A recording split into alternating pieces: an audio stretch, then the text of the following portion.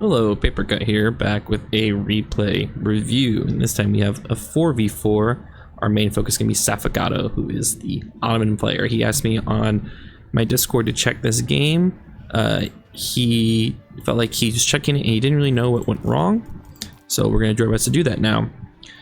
With a 4v4, I can't possibly watch each person in one replay. It would just be way too much, and I would need to restart the game and things like that. So I'm going to mostly focus on your play and try to glance at what your teammates are doing as much as possible, and especially in relation to what you're doing.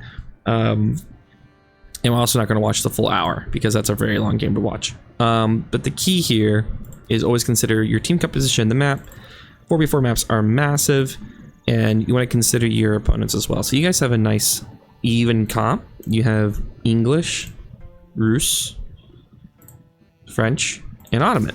You guys all cover stuff. You guys all cover something.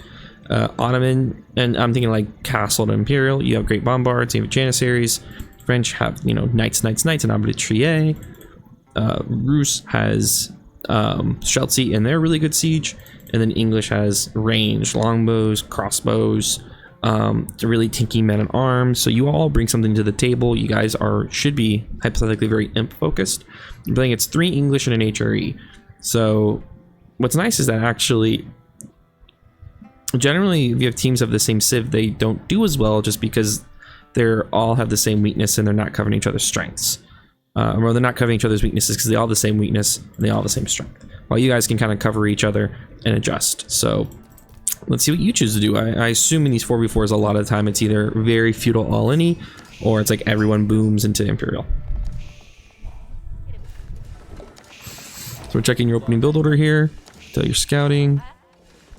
No, not a huge fan of that. So I don't want you to go out onto the berries like this. Not a good move. You also queuing up way too many villagers. I guess you're doing this probably because you are scouting and you don't have time to look. But the opening build order should be 7 on sheep, 3 to gold, and then keep rallying to sheep until you can age up. And you should age up at the same time, i.e. you should have 400 food, 200 gold about the same time doing that. Going to berries like this just slows you down and you're going to get way too much food. Now you've queued up 9 villagers. But if you queued up only 1 or 2 villagers at a time, you'd realize that you're going to run over food pretty fast. Like watch, look at that, boom. So already you just knocked it back down to 2 and you have 500 food, but only 100 gold. So already you should be aging up and you're not aging up. Because of your choices on your opening macro. Your goal in Dark Age is to age up as fast as possible, unless of course you do some sort of like military school opening, which I don't suggest because it's 4v4, so you're not really going to get done much with like a spearman in Dark Age, but adjust that so you can get up to feudal faster. And you want to get up to feudal faster because you want to start getting your feudal bonuses, whether it's your trade landmark, your units, things like that. Where are we going? Okay. Don't do that. You might be like, what? It's the trade landmark. I want to go and be near the trade. No. One, you can't even trade yet because you need one of your allies to go drop his market in the corner. But instead of putting your trade landmark all out here, which wasted time of villagers walking across the map and then starting to build it, just build it back here. And what you do is, you build a market on the opposite side. So you should have sent 1 villager down here. And then what you do is you can build traders out of your Sultanite train work and click it on the market, the trade post, and hold shift and click on your market. And they'll automatically pop out, go to here, and then immediately go down to the correct market. And that way you're not putting you're not wasting time on building, you're not putting your trade network in danger. You can just build a market. Same if it was the opposite side. If the trade post was over here, you drop the Sultanite trade network here and then put a market here and just have click on the market and then click on the trade post and they'll do that. So you don't have to waste your time with that. But your opening macro is interesting because you have a lot on food and not very much on wood. Look how much gold you're already getting. I want you to notice, like you've hit feudal, can you do anything? Might be like, well, what do you mean, can't do anything? I mean, can you do anything? Like, can you make units? No. You can get upgrades, which you did. You got Wilbur, which is great, but you can't do anything. And what I mean by that is, usually when you're aging up, you actually want to get wood as you age up. I can't focus on your teammates right now. I'm just going to focus on you. You need to get a lot more wood as you age up. Once again, you're way over queuing villagers. Just queue up like 4 if you're worried about missing a villager queue. When you queue up this many, you're actually making it hard for yourself to do things because you don't have a lot of wood, food to use. But anyway, my suggestion is as you age up 1, you only need 3 on gold. Unless you're like trying to rush castle, but even then, if you're trying to rush castle, you want to focus on food first. And then you should have 4 on food, in which you could have done the berries, or you could have done the sheep here, I mean the deer here.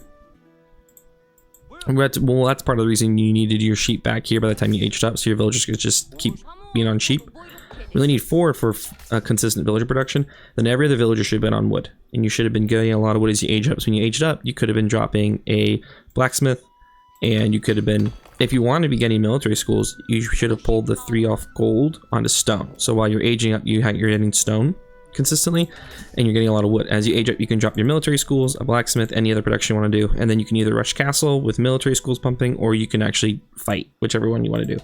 But the point being is, you could have been dropping production right now and doing stuff. Instead, you're waiting, and it's taking a long time, and you can tell because you're getting way too much gold, you have way too much food, but you can't do anything because you don't have any wood, and that's just mismanagement of your opening resources. And how you know you're doing macro wrong is if you're like, man, I really wanted to do this at this point. Like, I want to make units and go be aggressive. Well, why can't you? Well, you can't because you messed up your resources. You messed up the placement of it. You need to ask yourself what you need to be gathering instead, and how could you do that differently next time. And so a big thing is, as you're aging up, you only need 4 on food until the age up finishes, and then usually I take the 4 that aged up and put them back on food with 8, and you're just going pure wood because you need so much wood in the Ottoman. You need about 2 military schools, each being 150 wood. You need to build a blacksmith, which is 100 wood, and you need more production, which is each 100 wood a pop. So you can tell, and you want to get upgrades, which also costs wood. So the point being is, you need a lot of wood, and you're not adjusting your macro based on the things that you want. Are you going 2TC?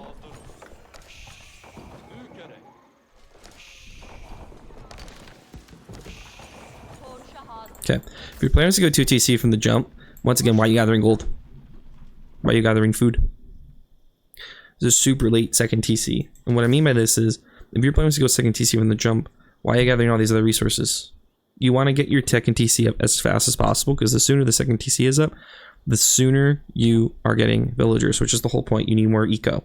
You took so long to get the second TC up, which means you lost all the potential villagers you could have been making at this point. If you're going to rush second TC, then the second you started aging up, you should have no villagers on gold. They should have been on stone. And you should have no extra villagers on food. You should have 4 on food. And then every villager is going wood or stone. And if you had done that from the jump, you would have got the second TC up a lot faster. Instead, it's very slow. It's 8 minutes 50. When you could have got it up like, 5 minutes, 6 minutes if you had been focusing on it from the jump. 2, as a team, you guys need to scout all your opponents.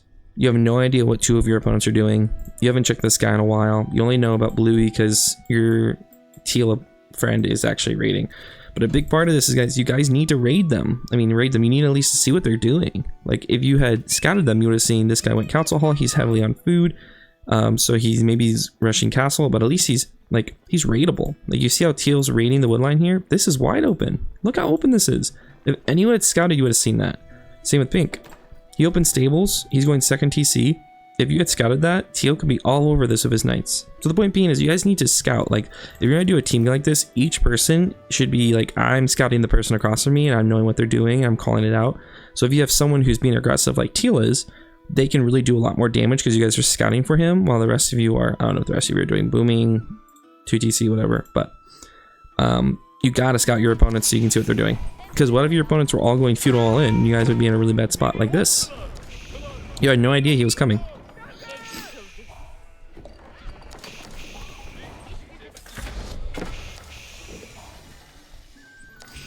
Okay, so Roos rushed castle. It's great. In that case, he should be grabbing relics so the HRE player can't get him.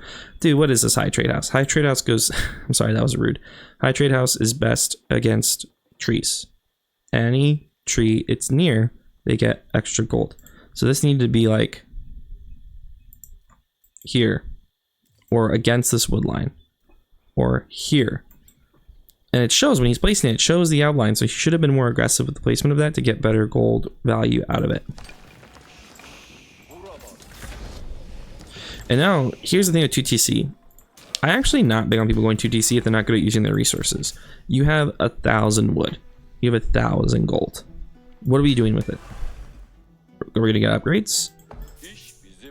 Are we gonna make military? Are we gonna make production? Like, if you're gonna do 2TC, you have to be a lot better at using your resources. This could be 10 production buildings. This could be, you know, 8 farms. If you drop the market, you could go castle right now. So what's the point of all these resources? If you're going to do 2TC and get all these extra resources, you need to spend them. 24 on wood is a lot. You don't need that any more than that on wood. You at this point need a lot of food. And then as you get a shit ton of wood, you're building production and adding farms and things like that. But how do I know? It's because, what do you use wood on? You use wood on buildings, and you use it on units. Only a few of them though. And you're not making any units, so I know you're gonna get a lot of wood. In fact, you need food because you need to age up. And now we're dropping on production, but look how much extra resources. Like, I needed you to stop, and a key part of this game is consistently looking at resources and going, oh man, I could really spend a lot of this. You don't need to hold on to it, just spend it. 2, I forgot to mention, the second TC should have been on something. Specifically, I think the second TC should have been this deer, or on this wood line. Like, your second TC should be on a resource that it's now protecting, and then you're getting something from it. It could have been on these 2 stones in this tree line, so you have just villagers constantly gathering stone for keeps or things like that. The second TC next to the TC is only a thing you see from China. The reason being is because they use imperial officials to boost their resources, so they don't want their villagers dropping off at TCs. This is just kind of a waste. Once again, why do we have so many on wood? You need food, my man. You should be on this berries. You should be on this berries. You should be on this deer. Like, you need food. That's what's holding you back. Like, now you've built all this, but you need food. At this point, you need to just age up. Oh, purple's pushing. Oh, blue's. See what happened? I don't think you guys knew this was happening. I think this came as a complete surprise. Why? Because you guys didn't scout. You didn't scout. Because you didn't scout, you didn't see them massing units and walking onto your guys's. Like, if you had been scouting here, down here from the jump, you'd have called out, oh, they're making units, they're coming forward. You guys could all drop production, done something. But I think this was a surprise for you guys. And now you're making units, which is great, but this is real late in the process here. And shut it down, that's good. Why are you not rushing castle? Okay. Now we're dropping farms, okay. Maybe doing this way faster. Look how much wood you have. But also, you don't need to necessarily drop farms. You still have the deer here. You still have the berries here. You have deer here. Which I know feels dangerous, but like, you have all these food resources around your base. Nothing's here. You have all these food resources that you could be using and you're not using them. So use your food resources because you should be going castle right now. Oh my god, he rushed him. But here's another thing. If you're sitting here waiting, one, you guys should be grabbing the relics. Like, your teammates should be grabbing the relics now they're in castle and imp.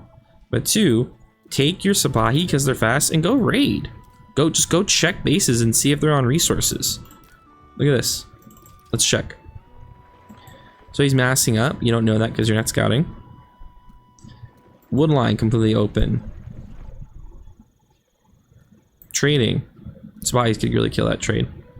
Wood line completely open. Wood line. Farms.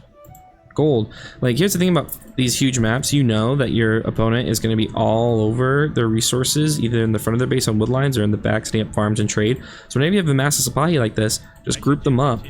Right click against the edges here, get to the back, and then A move and just see what you can kill. You'll kill so much just running along the backside here and sniping things. And your Sapahi are a really good raiding unit. So if you're sitting here and waiting, you could just use your Sapahi to do so. But my man, we need to get... Buy castle. Like, look how much gold you have. Just buy castle. Also, if you want to speed up how many traders you have, just drop like 3 markets right here. Instead of queuing up 15 traders in your one market. Once you hit the farms, that would be nice. But it's just taking so long.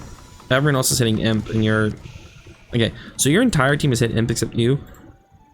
I hope they're now doing something with Imperial. You guys, I run your teams Imperial. You guys should be massing Imperial units and pushing right now. The biggest issue I see at this skill level is we don't make military, we don't push. So it's like, look at his production. He rushed Imp, and he has 4 barracks in an archery range. He rushed Imp.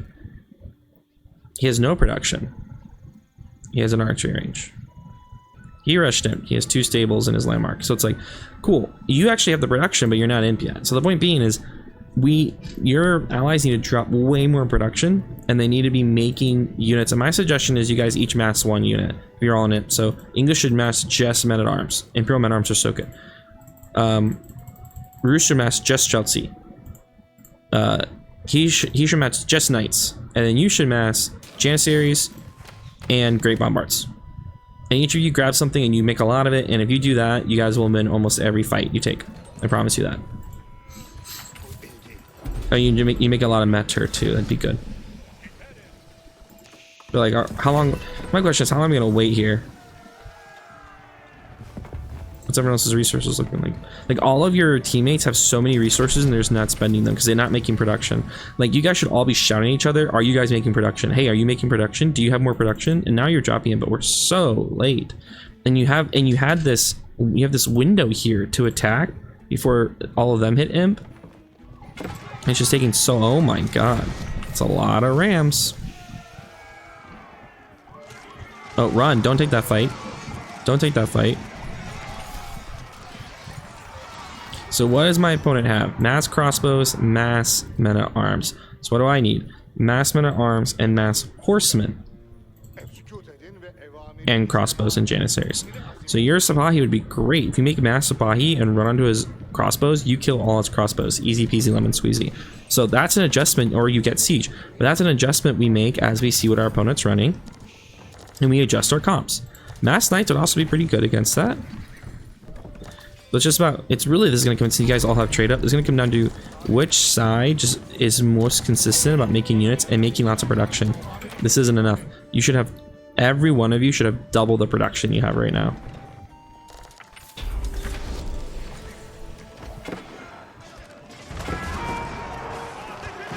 I like how your Sipahi went on the crossbows. That's really good. Oh man, if you have siege like that, you have to have your units sitting on top of the siege so he can't snipe it like that. I don't know why we're making mass archers. Archers do nothing to any of the units he has.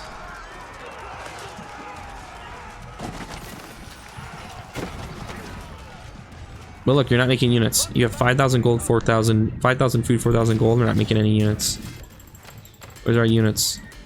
Upgrade your Sipahi. Do pure Sipahi. Why are we making barracks? You don't need any barracks. You need janissaries. Janissaries are so good. And you need great bombards. Why is this on Mangano? Your great bombard is the best siege in the game. You should drop literally 2 siege workshops and just make great bombards, honestly.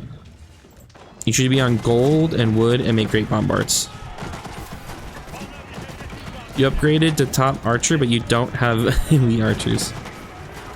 Okay, we're cooking now. Look at this, we're cooking. Keep pushing. Uh-oh, that's a lot of knights.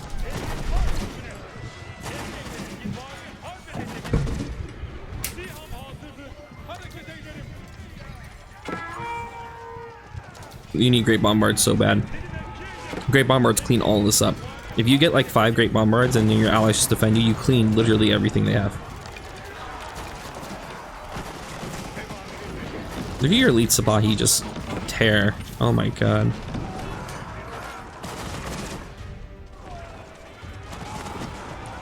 Keep pushing, keep pushing.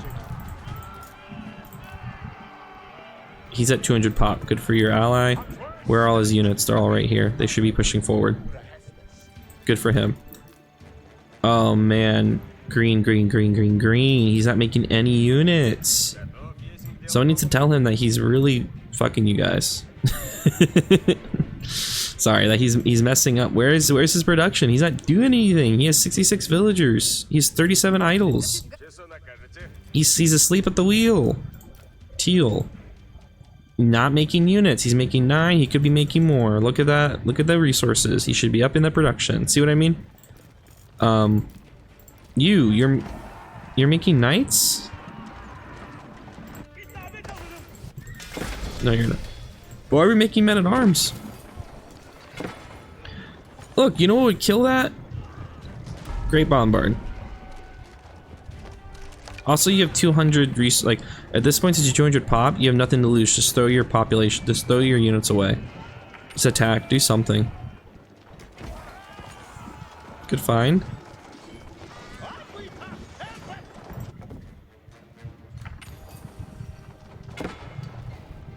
What are we waiting for? Go somewhere else. Oh, the cannons. Just go down here. Berkshire's right here. You can attack down here. See, sometimes we get caught in this idea that, well, I have to attack her here. You don't actually have to. You could go down here. You could attack somewhere else. Oh my god. Oh my god, please shoot it. Okay. Oh my god, that's a lot of Ribaldiquins.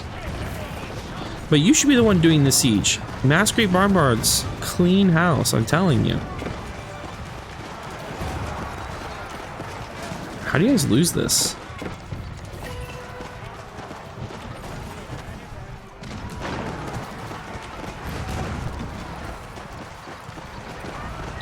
Dude, Mass Ribaldiquins, this is crazy.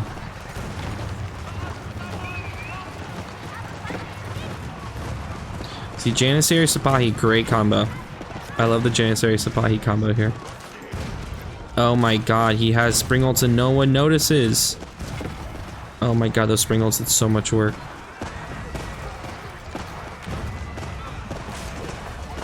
My god, your siege is dying. Holy Jesus. Really the issue at this point is that green's not doing anything. That's actually the biggest problem. Because all of their players, look at this production. That's the type of production I'm talking about here. Let's look at yellow. Yellow, look at that production. Blue, it looks like he's their weak link, but at least he has production.